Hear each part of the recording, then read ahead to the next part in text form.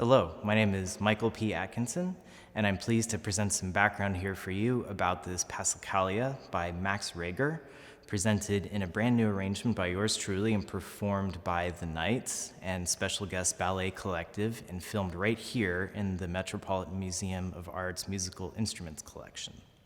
One night in 2019, I found myself going down a deep YouTube rabbit hole of organ music, and I was completely captivated and a little bit obsessed by a performance of this piece by the great French organist Olivier Latry, who is one of the chief organists at the Notre Dame Cathedral in Paris.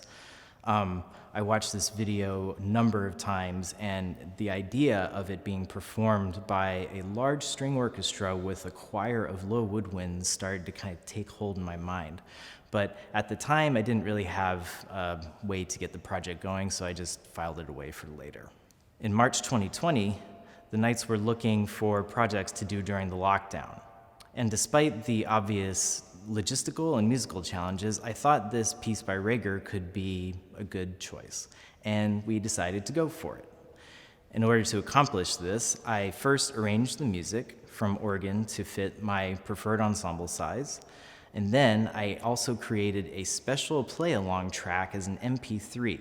It had a metronome click, and it had a MIDI computer-generated playback of sampled musical instruments. And the idea for this being that even though our 30 musicians were spread out and recorded in isolation, they could have a sense of their musical context. You can think of it more like very fancy karaoke. After everyone's recordings were finished, I took them and I stitched them together in a way that made it sound like we were all playing together in a large resonance space. And throughout this process, I was completely inspired and humbled by my dear friends and colleagues' artistry and commitment to the project, despite the difficulties of working in isolation. After the music was finished, we wanted to add a video element, and we reached out to Troy Schumacher and his excellent company, BalletCollective, to see if they were interested in joining us on this project. He agreed, and all we needed was a venue.